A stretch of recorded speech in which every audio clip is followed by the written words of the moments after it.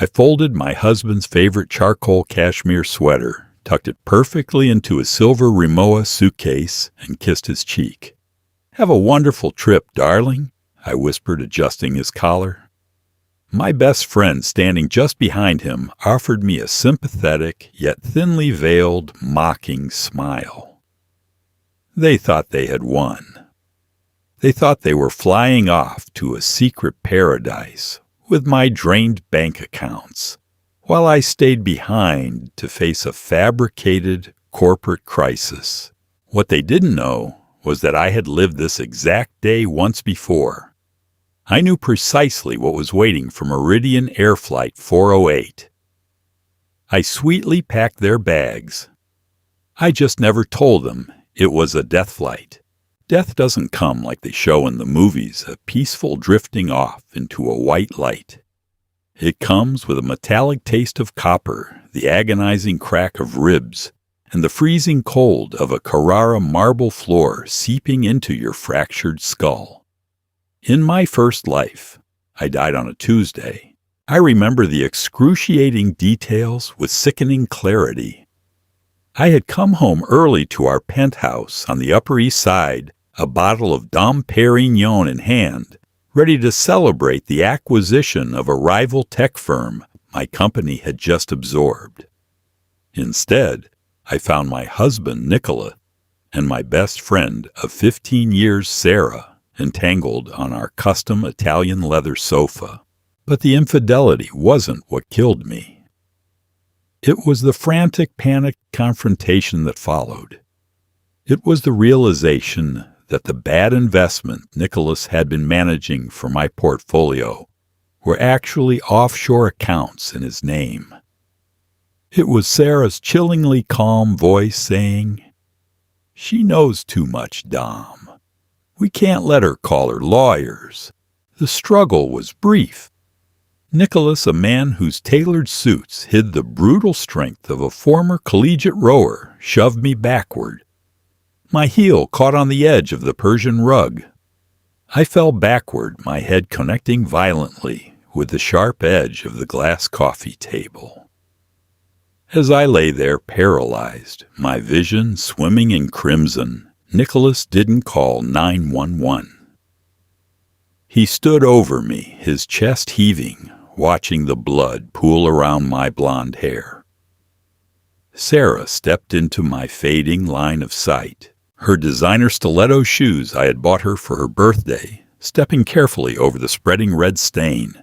"It's better this way," Sarah had whispered, her voice sounding as though it were underwater. "We'll say she slipped. A tragic accident right before our anniversary trip." My last sensation was the cold, unforgiving, absolute cold. And then I gasped. My eyes snapped open, my lungs pulling in desperate, greedy gulps of air. I violently sat up, my hands flying to the back of my head, expecting to find shattered bone and sticky blood. Instead, my fingers met smooth, perfectly styled hair. My heart hammered against my ribs like a trapped bird. I was sitting at my mahogany vanity desk. Sunlight was streaming through the floor-to-ceiling windows of our Manhattan bedroom. No blood, no shattered glass, no Nicholas standing over me like an executioner.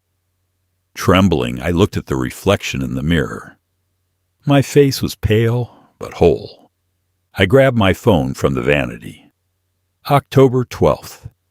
I dropped the phone as if it had burned me. October 12th. 10 days before the anniversary trip to the Maldives. 10 days before Meridian Air Flight 408. In my previous life, Nicholas and Sarah had booked that flight for the three of us, a best friends and couples getaway. I was supposed to go, but I had uncovered their affair on the 20th and died on the 22nd, the very morning we were meant to leave. Because of my accidental death, they obviously never boarded the plane, but I remembered the news cycle from the afterlife, or whatever limbo I had been trapped in before waking up at this vanity. I remembered looking down at the world of the living and watching the breaking news banners. Meridian Air, Flight 408, en route to Malé, disappears over the Indian Ocean. Total catastrophic failure. 284 souls on board. No survivors. A chilling, terrifying calm washed over me. The universe, in its infinite twisted wisdom, had wound the clock back. It had placed me right back into the lion's den. But this time I wasn't the prey. I was the architect. The bedroom door clicked open, and Nicholas strolled in, fresh from the shower, a towel wrapped around his waist. Water droplets clung to his chiseled chest. He smiled, that devastating practice smile that had fooled me for 5 years. "Morning, beautiful," he said, walking over and placing a soft kiss on the crown of my head. It took every ounce of willpower I possessed not to drive the sharp end of my makeup brush directly into his jugular. I forced my muscles to relax. I forced my lips to curve upward. I looked at him through the mirror, seeing not my loving husband, but my murderer. "Morning, darling," I replied, my voice steady, smooth as silk. "Did you sleep well?" "Like a rock," he chuckled, walking to his closet. "Just thinking about our trip next week. I can't wait to get you on that beach. You've been working too hard, Hunter. You need this vacation. You need this vacation so you can be out of the country while Sarah drains the rest of the shell company accounts," I thought. "I know," I said, turning my chair to face him, "but I was actually thinking, Sarah has been so stressed lately with her gallery. Why don't we upgrade our tickets? Let's get first-class suites for the flight. The 3 of us deserve to travel in style." Nicholas paused, a momentary flash of surprise in his eyes, before it was replaced by poorly concealed delight. "First class, Hunter. Those tickets are $30,000 apiece. Money is no object when it comes to the people I love," I said, letting the double meaning hang in the air undetectable to him. "I'll call the airline today." "You're amazing," he said, walking back to kiss me on the lips. I didn't flinch. I accepted the kiss of Judas with the grace of a saint. As he walked away to dress, I looked back at the mirror. My eyes were completely dead. The woman who had loved Nicholas was gone murdered on a marble floor. The woman sitting here now was merely a ghost, waiting to deliver them to their graves. The next 8 days were a masterclass in psychological warfare. To the outside world, I was Hunter Sterling, the unstoppable CEO, the devoted wife, the generous best friend. Inside, I was meticulously setting the stage for a spectacular execution. I hired a discreet private investigator, an ex-Mossad operative named Gideon, to secure my assets. I knew exactly where Nicholas was hiding the embezzled funds from my previous life's memories. While Nicholas was busy picking out linen suits and SPF 50, Gideon was legally severing Nicholas's access to my personal and corporate accounts, replacing them with dummy accounts that mirrored the balances. By the time they boarded that plane, they would be practically penniless. But the real challenge was ensuring they actually got on Flight 408 without me. On October 19th, 3 days before departure, I invited Sarah over for lunch. I had our private chef prepare her favorite seared scallops with a truffle risotto. She sat across from me in my dining room, swirling a glass of Montrachet, looking at me with those wide, innocent, hazel eyes that masked a rotting soul. "I'm so excited for this trip, Hunter," Sarah gushed, reaching out to squeeze my hand. Her skin was warm. I didn't pull away. "You have no idea how much I need to get out of the city." "I know, sweetie," I smiled, taking a slow sip of my wine. "Which is why I'm completely devastated about what I have to tell you." Sarah's smile faltered. What do you mean? I let out a heavy, perfectly rehearsed sigh, rubbing my temples. The SEC is launching a surprise audit on the merger. My legal team just informed me this morning. I have to stay on New York. I can't leave the country until the paperwork is cleared. Sarah's eyes widened. For a split second, I saw panic. If I didn't go, the plan to keep me distracted while the final wire transfers went through would be ruined. But then, almost instantly, I saw the greed seep back in. If I wasn't there, she and Nicholas would have a luxurious, uninterrupted romantic getaway in the Maldives fully funded by me. Oh no, Hunter, that's terrible. Should we cancel? She asked, her tone ringing with artificial sympathy. Absolutely not, I insisted firmly. I refuse to ruin this for you and Nicholas. The two of you have been working so hard. You both deserve a break. You're still going. Hunter, I couldn't possibly. I insist, Sarah. I cut in my voice laced with absolute authority. The first-class suites are non-refundable anyway. I want you to go. I want you to keep Nicholas company. He's going to be so disappointed, and knowing you're there to look out for him gives me peace of mind. It was almost comical how hard she tried to suppress her grin. You're the best friend a girl could ask for, Hunter. Truly.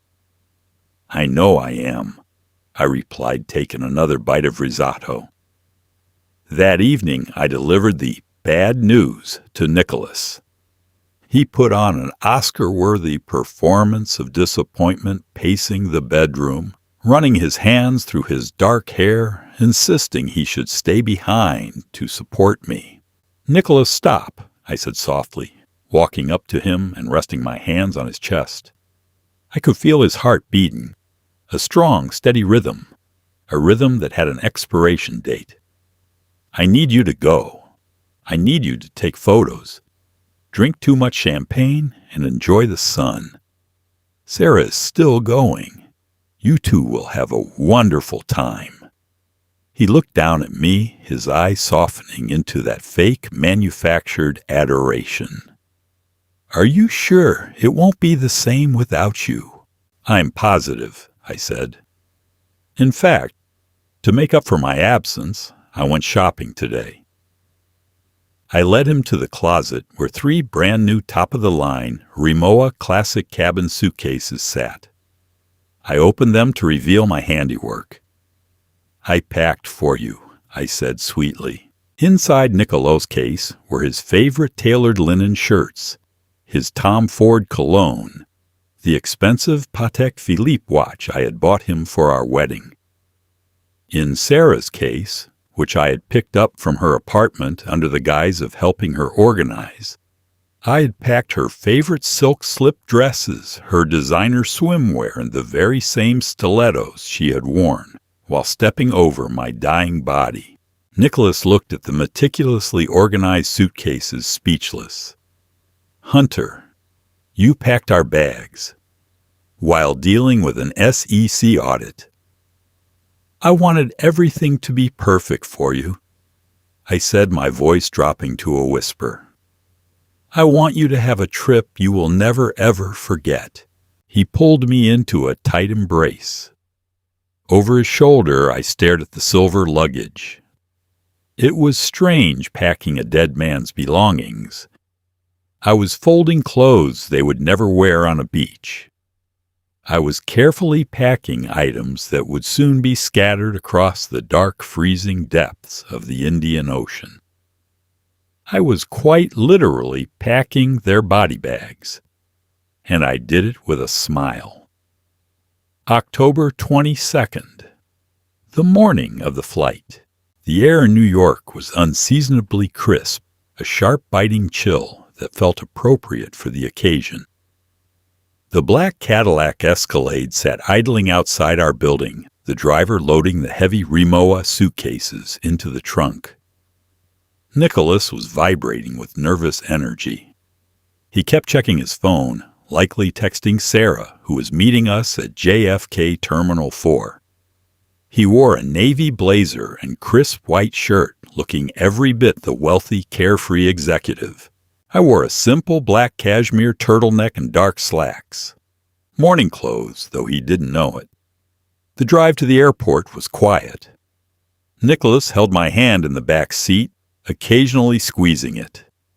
"I'll call you the second we land in Dubai for the layover," he promised. "Take your time," I replied, staring out the tinted window at the gray sky. "I'll be buried in paperwork anyway." When we arrived at Terminal 4, Sarah was already waiting by the first-class check-in desk. She looked radiant, practically glowing, wearing a beige trench coat and an oversized Prada tote. When she saw us, she ran over and wrapped me in a tight hug. "I still can't believe you're not coming," she pouted. "Next time," I promised, pulling back and looking her dead in the eyes. "Enjoy every second of this flight, Sarah. Make the most of it." We walked them to the expedited security checkpoint. This was the threshold. Once they crossed this line, their fate was sealed. Nicholas turned to me, dropping his carry-on. He pulled me close and kissed me deeply. It was a kiss of farewell, though in his mind, it was just for 2 weeks. "I love you, Hunter," he said. "Goodbye, Nicholas," I replied. "Not I love you too. Just goodbye." Sarah hugged me one last time. "Bye, Hunter. We'll send pictures." "I'll be watching the news," I said, my voice eerily calm. "To check the weather, of course." They turned and walked through the VIP security lane. I stood there for a long moment, watching their retreating backs. They were laughing. Nicholas leaned in and whispered something into Sarah's ear, and she playfully swatted his arm. They were so arrogant, so deeply, profoundly confident that they had outsmarted me. I turned on my heel and walked out of the airport. The cold wind whipped across my face as I stepped back into my waiting car. "Back to the office, Mrs. Sterling?" the driver asked. "No, Arthur," I said, leaning back into the leather seat and pulling out my phone. "Take me home." By the time I returned to the penthouse, it was 9 a.m. Flight 408 was scheduled for takeoff at 9:30 a.m. I walked into the kitchen, the silence of the massive apartment wrapping around me like a heavy blanket. I opened the wine fridge and pulled out a bottle of Macallan 25-year-old single malt scotch. I didn't bother with a glass. I took a long, burning sip straight from the bottle, relishing the heat as it slid down my throat. I walked into the living room, the very room where I had bled to death in another timeline, and grabbed the TV remote.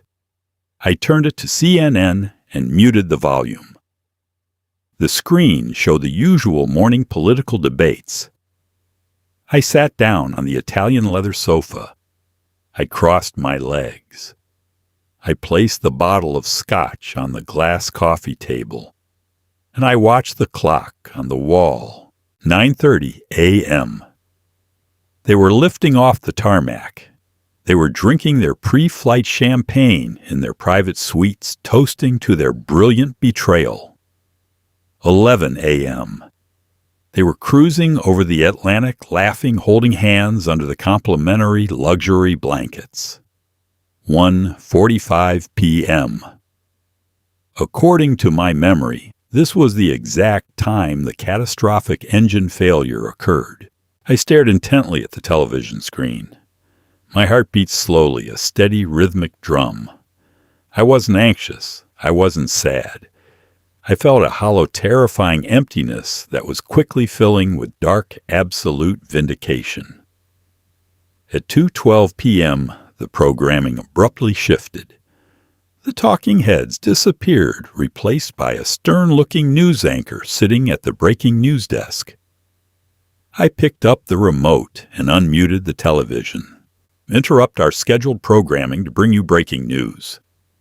Aviation authorities have just confirmed that they have lost contact with Meridian Air Flight 408, a Boeing 777 en route from New York, JFK to Dubai. Radar contact was lost roughly an hour ago over the Atlantic Ocean, hundreds of miles off the coast of...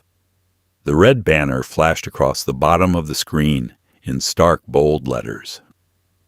Breaking news. Meridian Air Flight 408 disappears from radar. I picked up the bottle of Macallan and took another slow sip.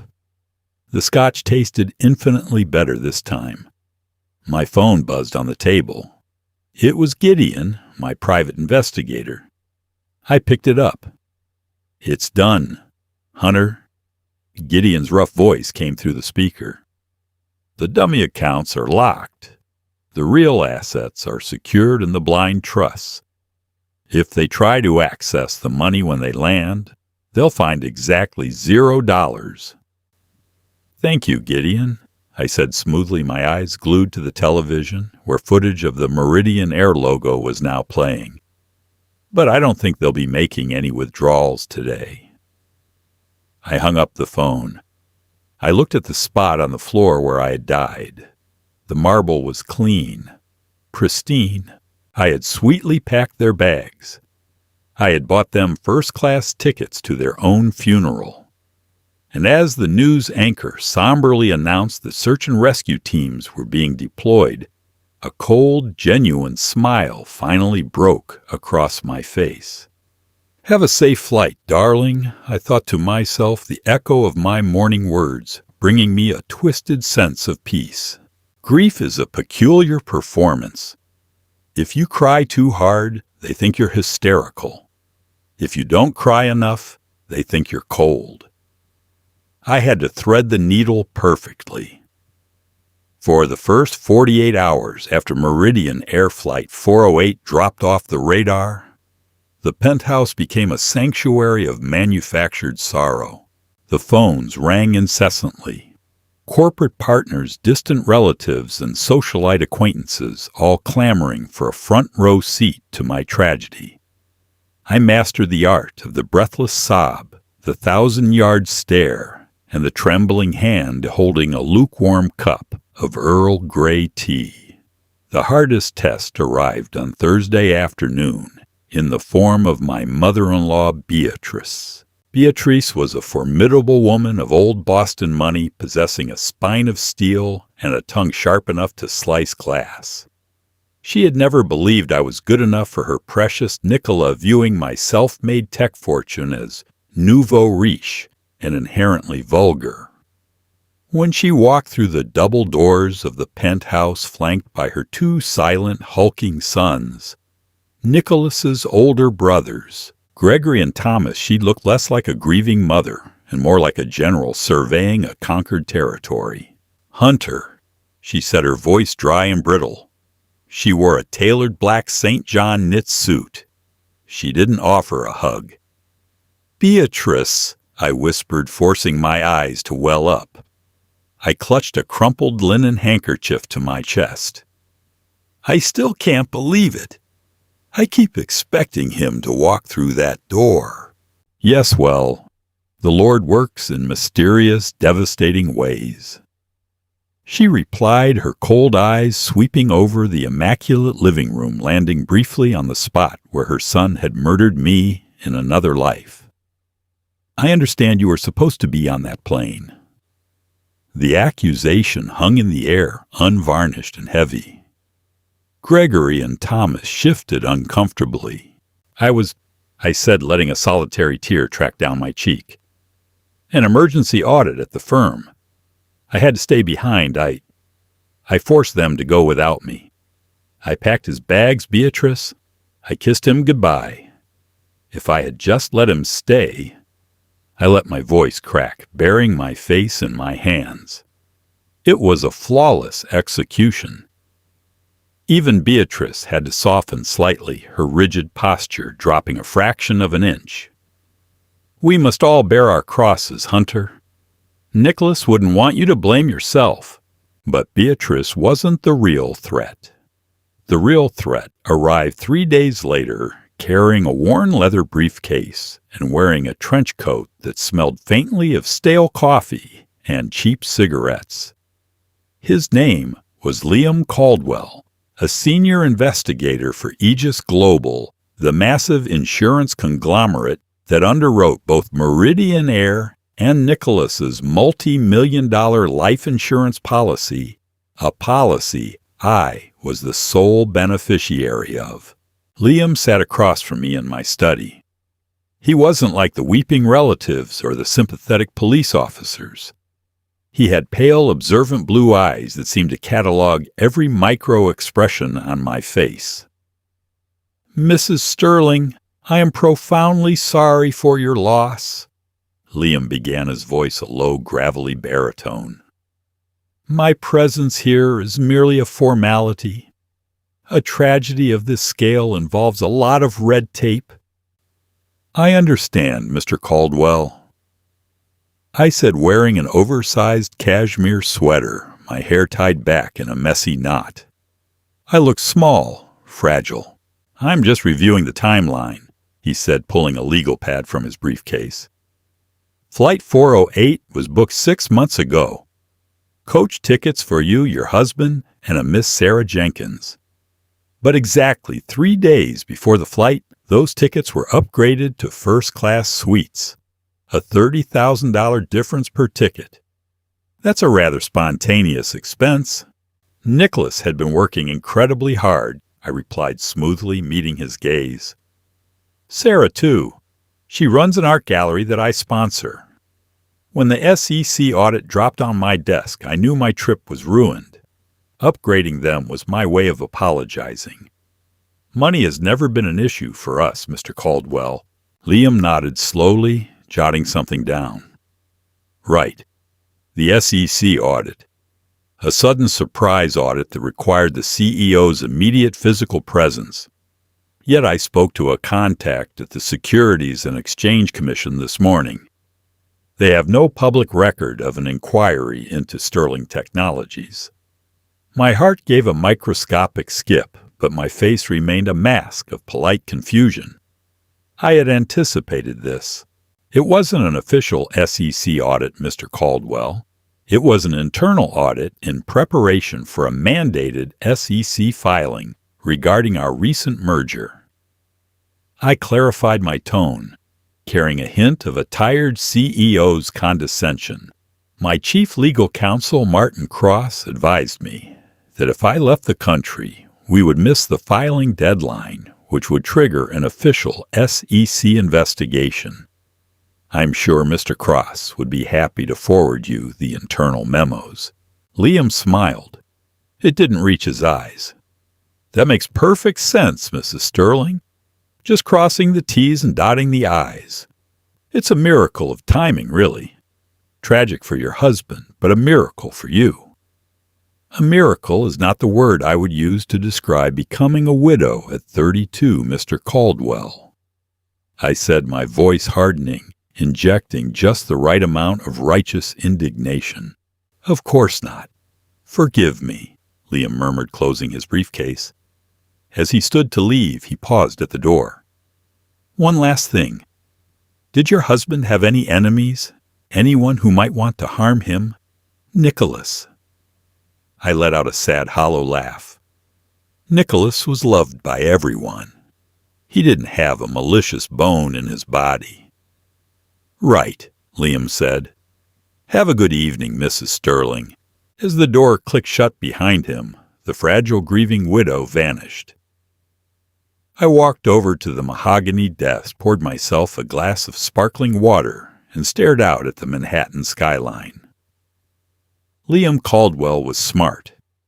He was a bloodhound who had caught a faint whiff of copper.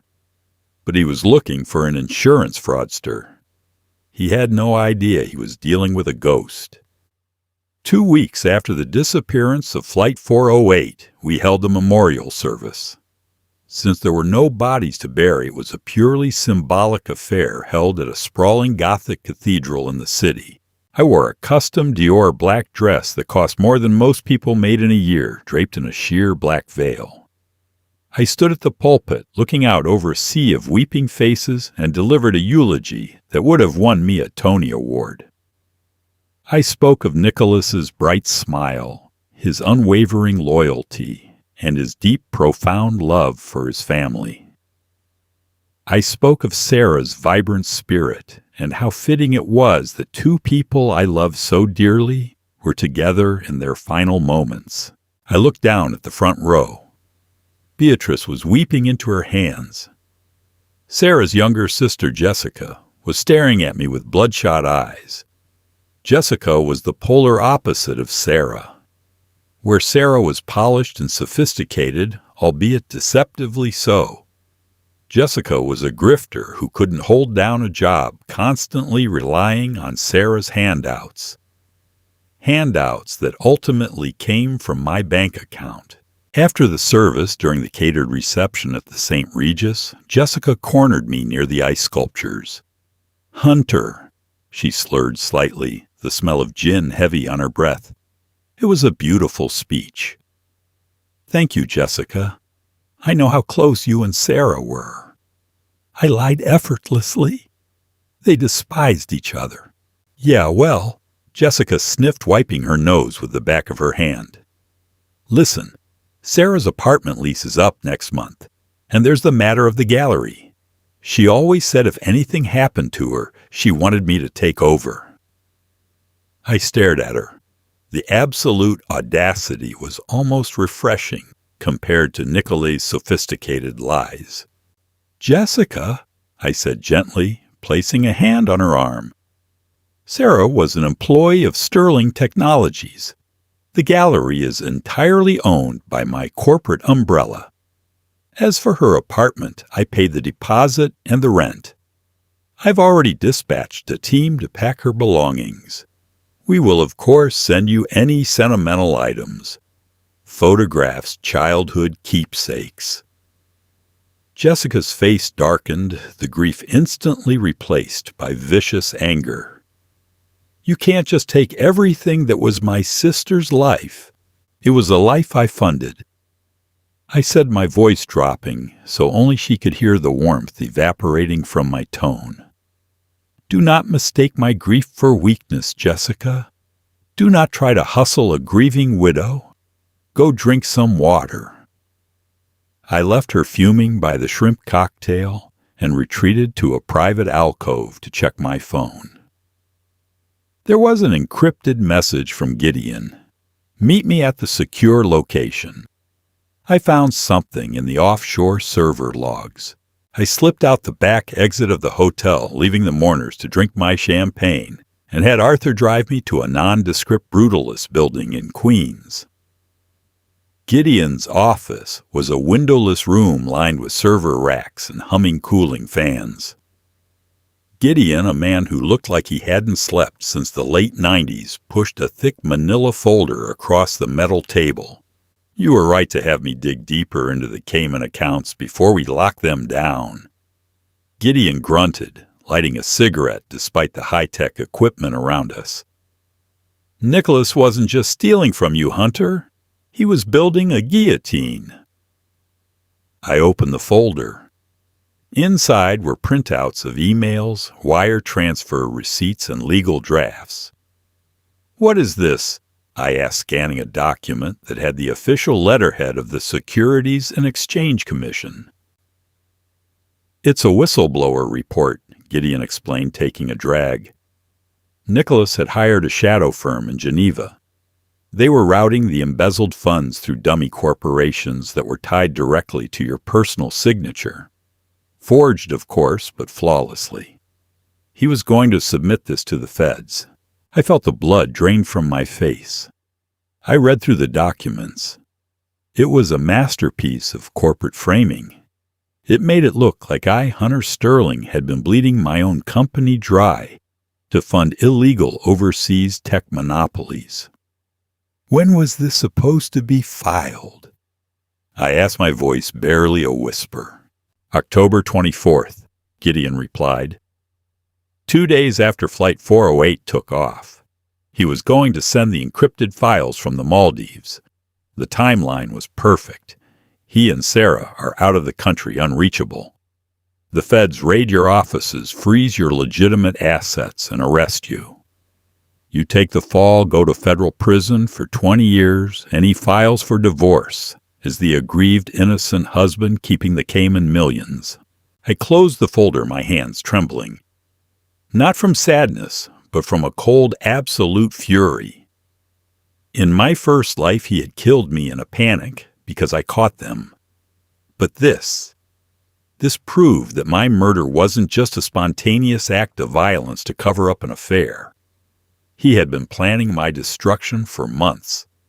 He was going to strip me of my company, my freedom, and my dignity, while he sat on a white sand beach sipping cocktails with my best friend. My rebirth wasn't just a second chance at life. It was a pardon from a living hell.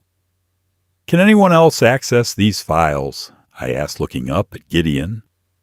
"No. I scrubbed the Shadow Firm's servers clean. As far as the digital world is concerned, these documents never existed. I just kept hard copies for your eyes only."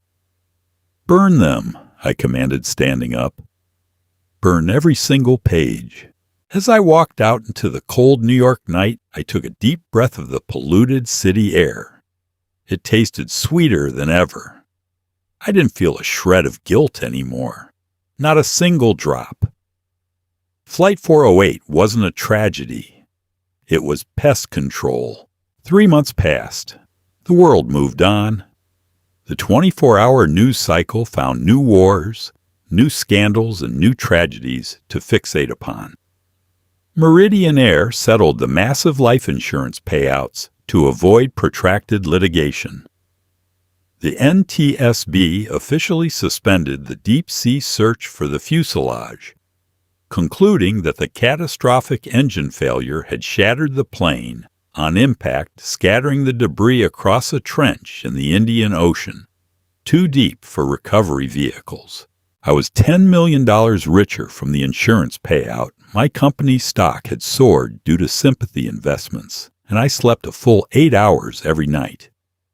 Then on a rainy Tuesday in January, my phone rang. The caller ID read National Transportation Safety Board. "Mrs. Sterling," a polite bureaucratic voice said on the other end. "I'm calling from the Office of Aviation Affairs. I'm sorry to disturb you." "It's quite all right. How can I help you?" I asked, pausing the financial report I was reading. An oceanography vessel mapping currents off the eastern coast of Madagascar recovered a cluster of debris yesterday. We believe it belongs to Flight 408.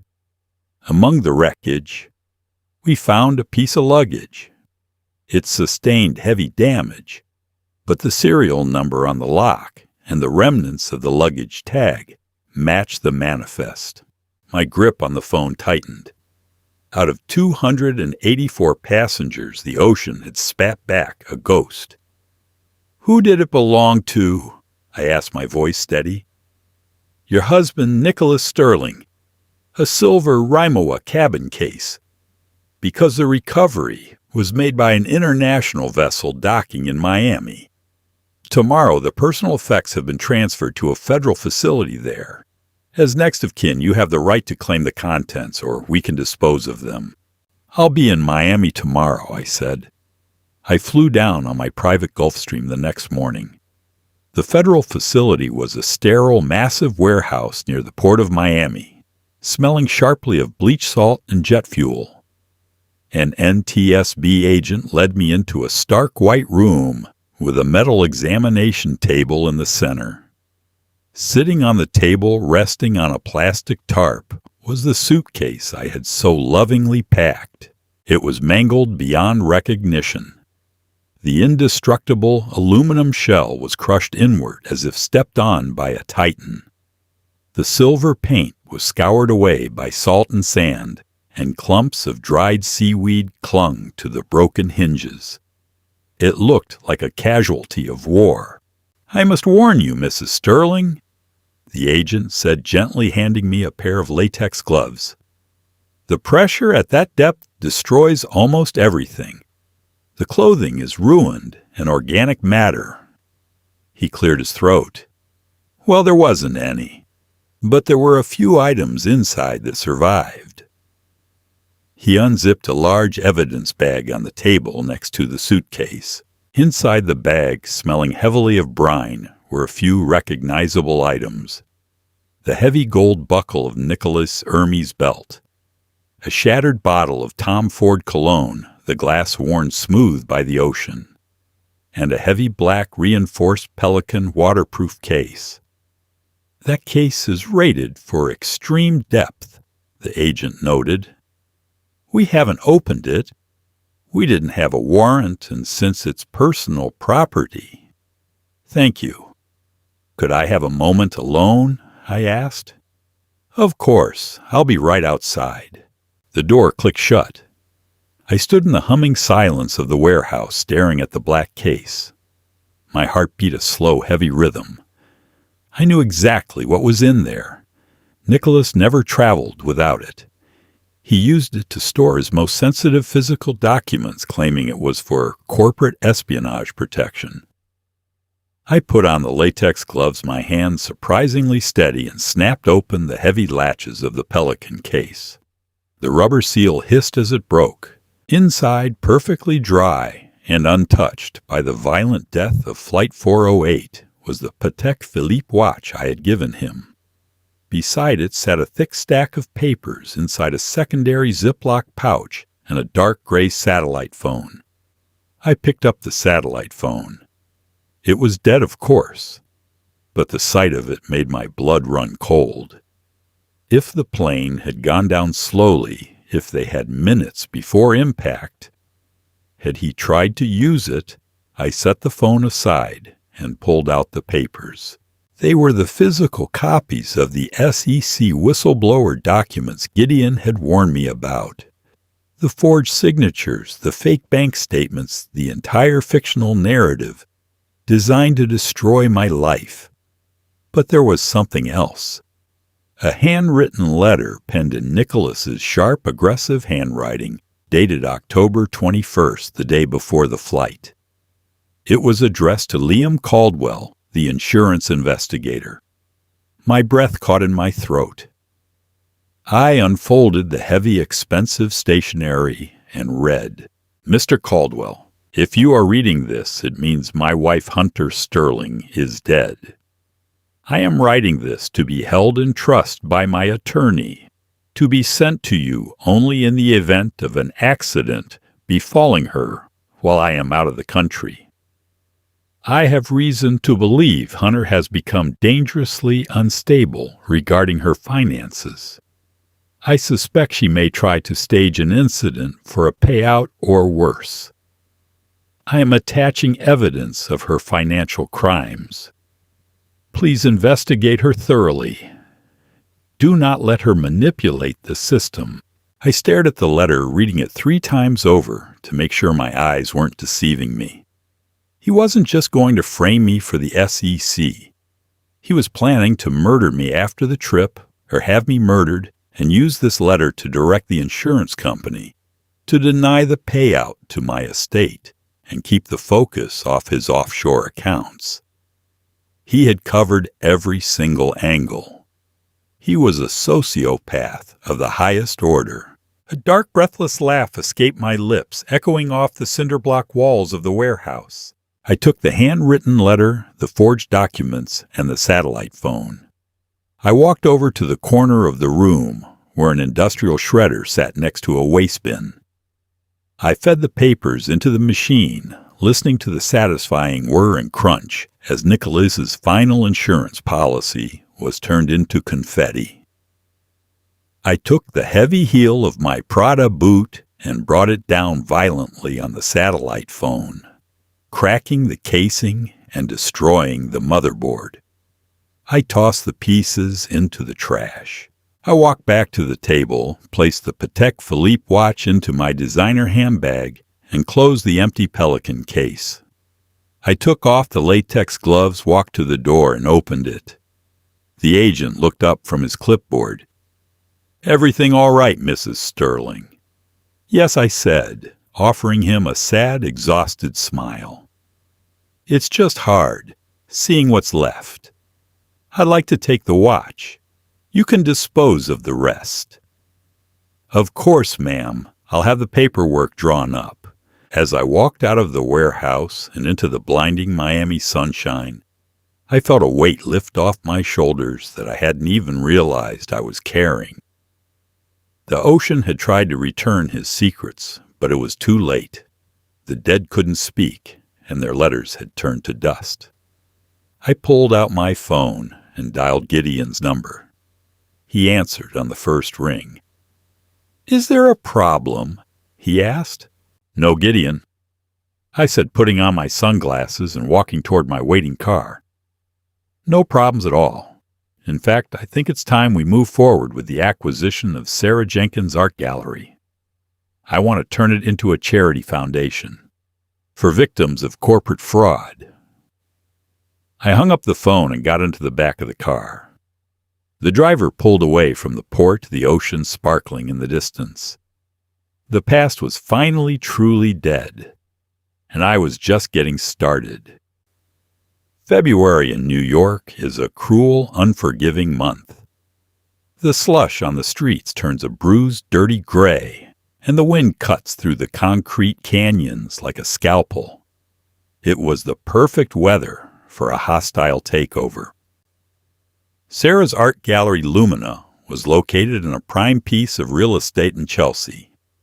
For 3 years, I had quietly subsidized the exorbitant rent, framing it as a cultural investment for Sterling Technologies. In reality, it was a vanity project for a woman who couldn't tell a genuine Rothko from a spilled bottle of wine. On a frigid Thursday evening, I threw a highly publicized rebranding gala. The champagne flowed, the caviar was beluga, and the guest list was a who's who of Manhattan's elite. I had officially liquidated Sarah's inventory, mostly overpriced derivative contemporary garbage, and replaced it with a breathtaking exhibition of female artists from marginalized backgrounds. I renamed the space the Horizon Foundation. The press ate it up, the grieving widow, turning her tragic loss into a beacon of hope and philanthropy. I was standing near a stunning ceiling-height bronze sculpture, politely listening to a state senator praise my resilience when I saw her. Jessica Jenkins. She looked entirely out of place among the sea of Tom Ford tuxedos and Oscar de la Renta gowns. She wore a cheap faux leather jacket over a tight cocktail dress. Her makeup smudged her eyes, darting around the room with feral intensity. She was marching straight toward me past a waiter carrying a tray of truffled tartlets. "Excuse me, Senator," I murmured smoothly, touching the man's arm. "Duty calls." I intercepted Jessica before she could reach the center of the room, grasping her elbow with a grip tight enough to bruise. I smiled radiantly for the flashing cameras of the society photographers, but my voice was ice. "Jessica, you weren't on the guest list." "Get your hands off me, Hunter," she hissed, yanking her arm away. She smelled of stale tobacco and cheap vodka. "You think you can just erase my sister.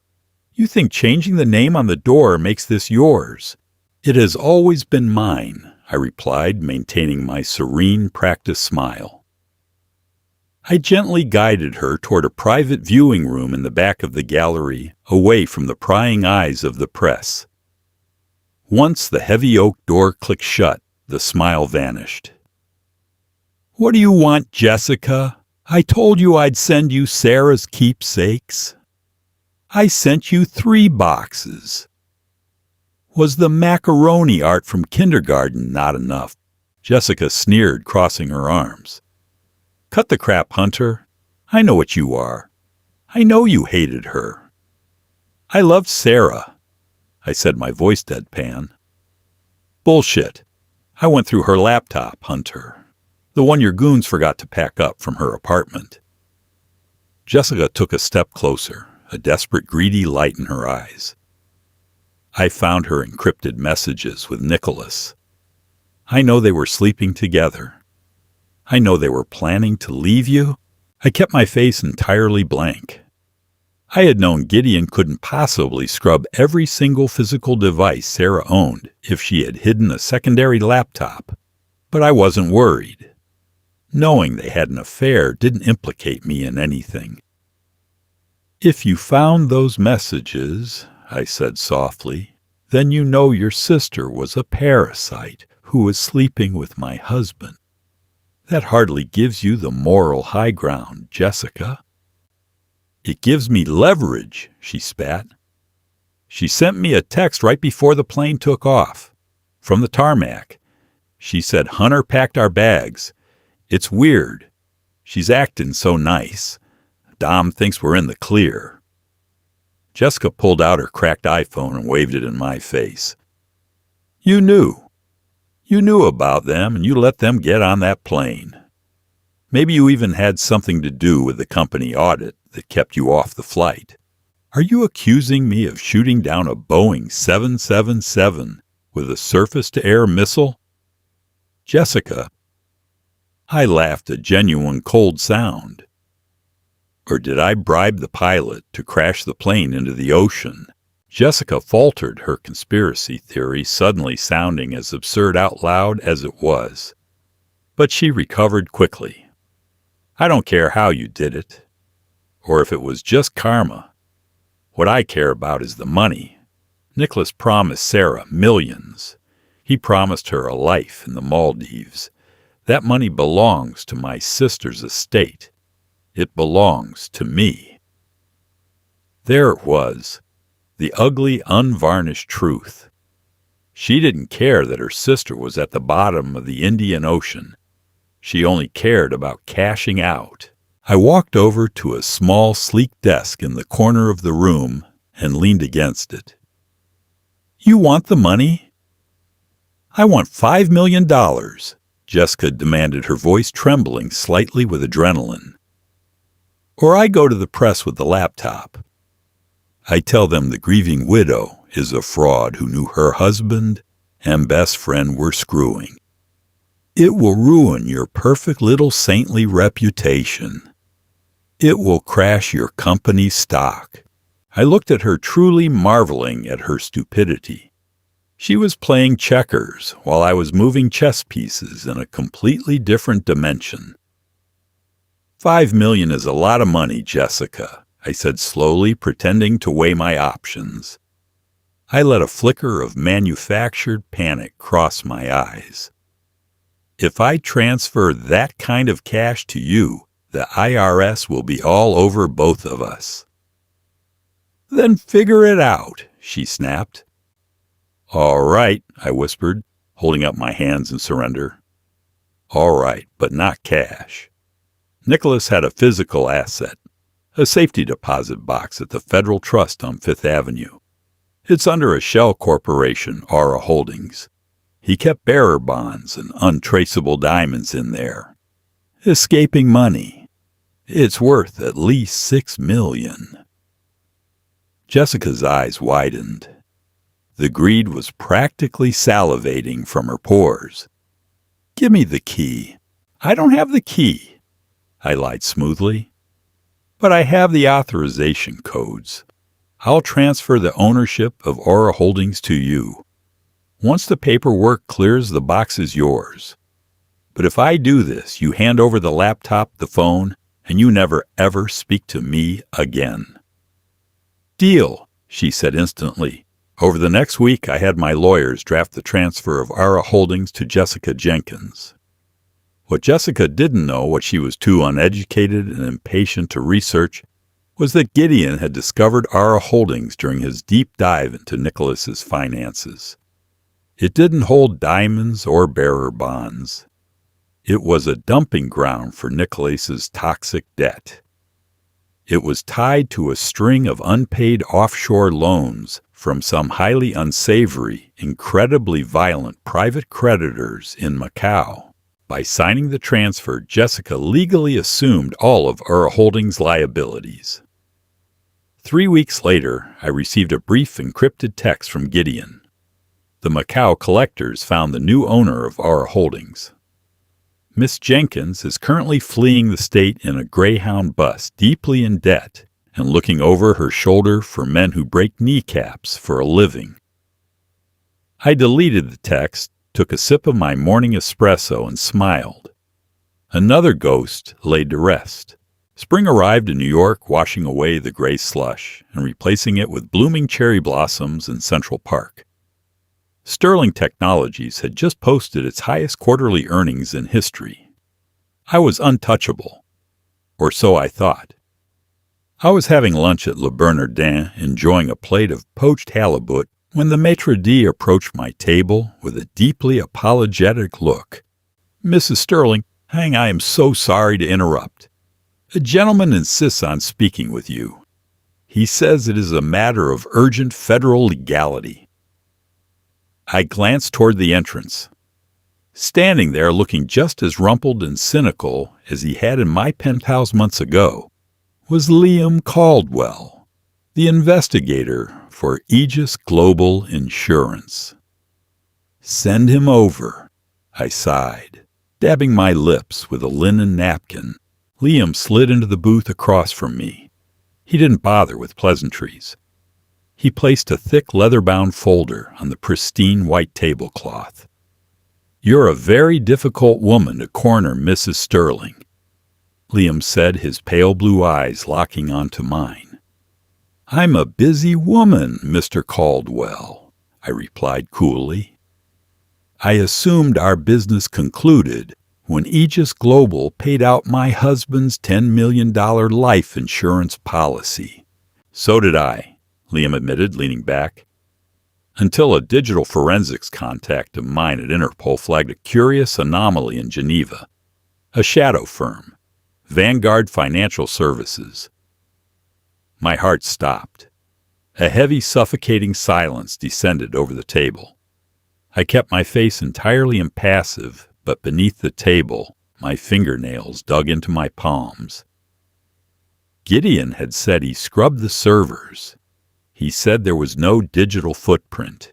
"Vanguard is a ghost firm," Liam continued, his voice low. "They specialize in corporate framing. Someone paid them a small fortune to fabricate a devastating paper trail that made it look like you Hunter Sterling were embezzling from your own company. The sheer volume of forged documents was staggering. It was designed to trigger an SEC raid." I stared at him, forcing my breathing to remain steady.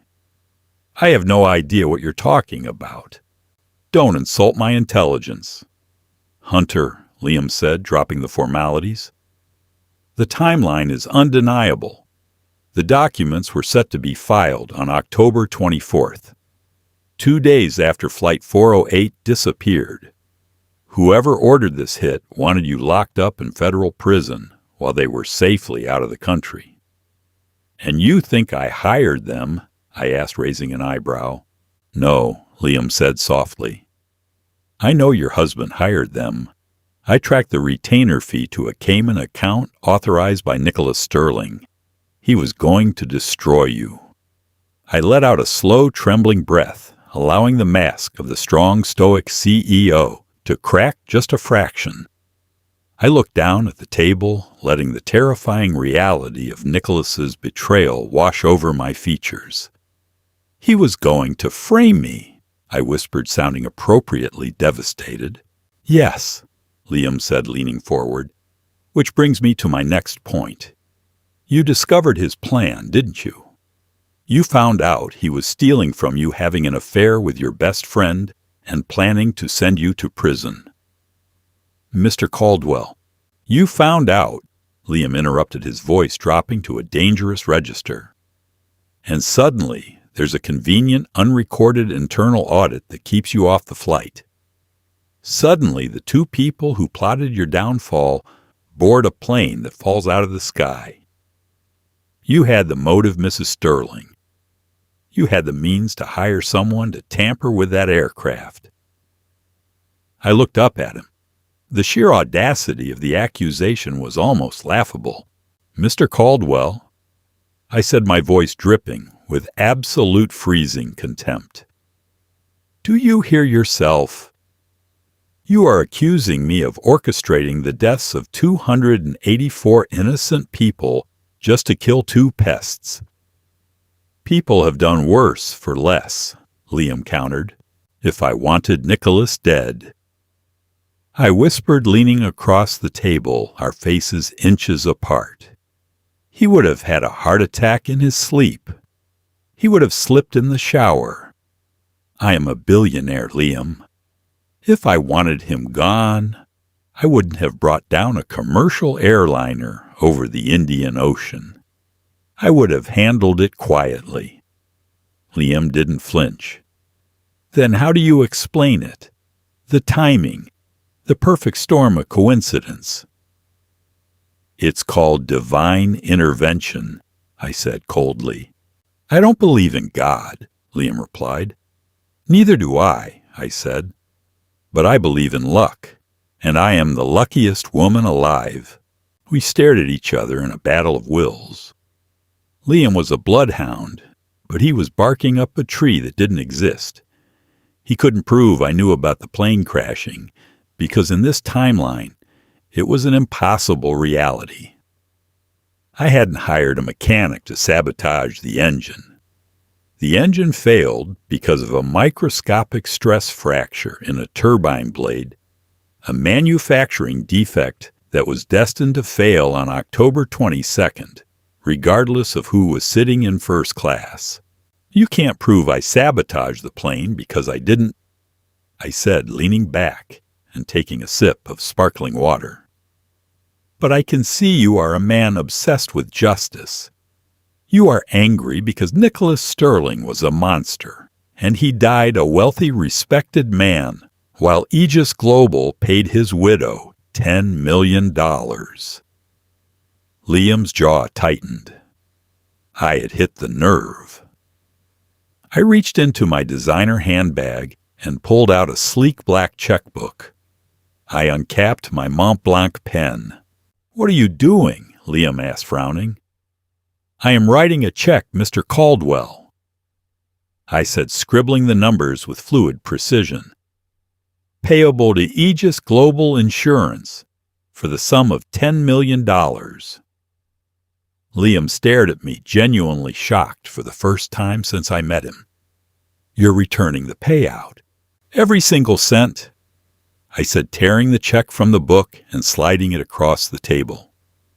You have just sat here and proven to me that my husband was a sociopath who planned to destroy my life. I don't want his money.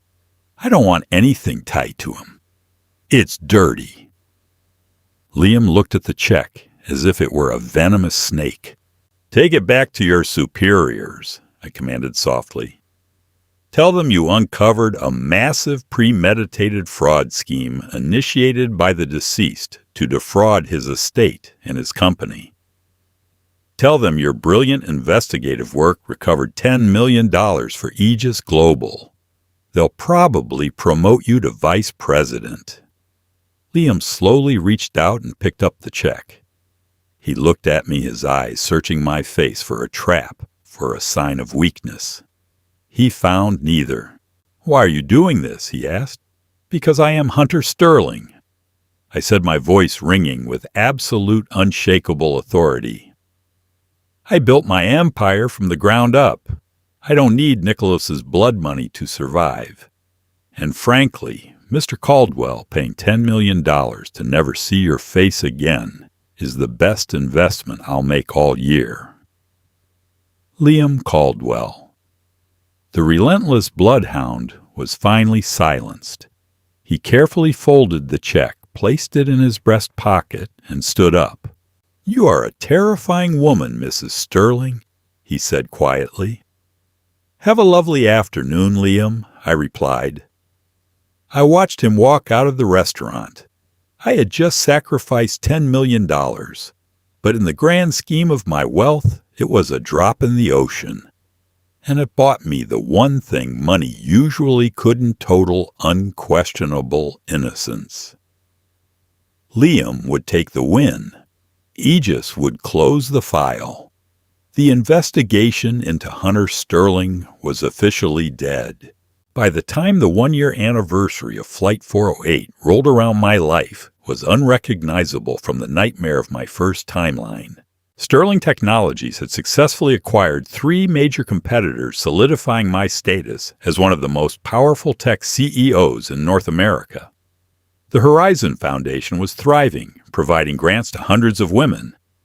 I had renovated the penthouse, tearing out the Italian leather sofa and the Carrara marble floors, replacing them with warm oak and modern sharp angles. Every trace of Nicholas and Sarah had been exorcised from my world. There was only one loose thread left to snip. On the morning of October 22nd, exactly 1 year after the plane went down, my assistant informed me that Beatrice Sterling was waiting in the lobby of my corporate headquarters. I had ignored her calls for 6 months. It was time to put the final nail in the coffin. "Send her up," I instructed. Beatrice walked into my sprawling glass-walled office, looking significantly older than I remembered. The rigid posture was still there, but her tailored suits hung a little looser, and the lines around her mouth were carved deeper by grief. "Hunter," she said, clutching a designer handbag in front of her like a shield. "Beatrice," I replied, not standing up from my desk. I gestured to the chair opposite me. "Please sit." She sat down, looking uncomfortable in the ultra-modern surroundings of my power. "I haven't heard from you in months. You didn't invite me to the Foundation Gala.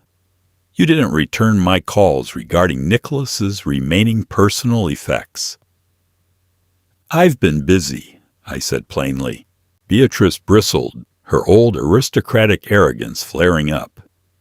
"You are still his wife, Hunter. You have a duty to his memory. The family is setting up a scholarship in his name at Harvard. We expect Sterling Technologies to make a substantial founding endowment." I stared at her. Even now, even after he was fish food, they were still trying to bleed me dry. I opened the top drawer of my desk and pulled out a manila folder.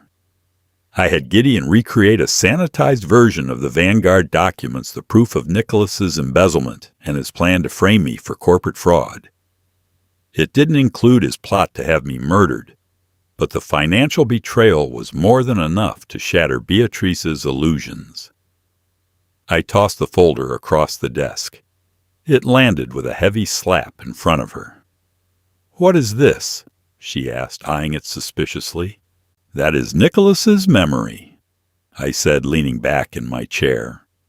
"Read it." Beatrice hesitated, then opened the folder. I watched her face as her eyes scanned the forged SEC documents, the offshore bank statements, the emails detailing his plan to strip my company and run away to the Maldives with his mistress. Her hands began to shake. The color drained from her face, leaving her looking like a wax statue. This is fabricated," she stammered, looking up at me with panicked eyes. "Nicholas would never. He was a good man. He came from good stock. He wouldn't steal." "Your son was a parasite, Beatrice," I said, my voice devoid of any emotion. "He was a thief, a liar, and a coward.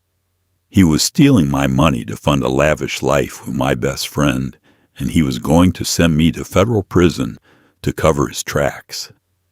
The only reason he didn't succeed is because a turbine blade snapped at 30,000 feet. "No," Beatrice whispered, a tear finally escaping and tracking down her wrinkled cheek. "No, you're lying. You hated him because he was better than you. I am showing you mercy by keeping this quiet." I continued, ignoring her delusion. If I took this to the press, the Sterling family name would be synonymous with corporate espionage and fraud. Gregory and Thomas would be investigated by association. Your social standing in Boston would be annihilated. Beatrice closed the folder, her breathing shallow and ragged. The formidable matriarch was gone, replaced by a broken, pathetic old woman who had just realized her golden child was a monster. "What do you want from me?" she whispered, defeated. "I want you to leave my office," I said, my voice sharp and final. "I want you to never contact me again. I want you to go back to Boston and live out the rest of your days knowing that the money that bought your clothes, your cars, and your country club memberships came from the woman your son tried to destroy." Beatrice stood up slowly, her hands trembling so badly she could barely hold her purse. She didn't say another word. She turned and walked out of my office, her spirit completely broken. I watched the heavy glass door swing shut behind her.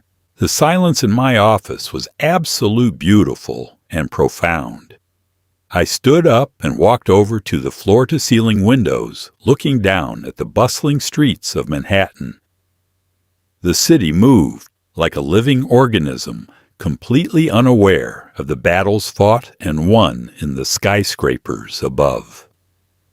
I touched the back of my head, right where the marble had cracked my skull in a life that no longer existed. There was no scar. There was no pain. There was only a fierce, burning vitality.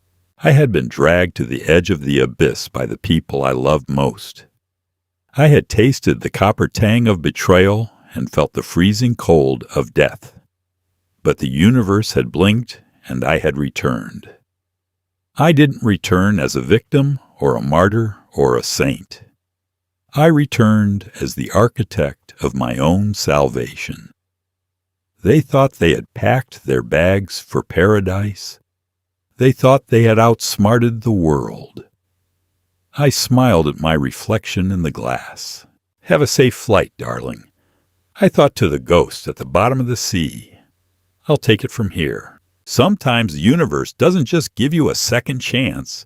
It hands you the gavel and makes you the judge, jury, and executioner. Hunter didn't just survive her rebirth.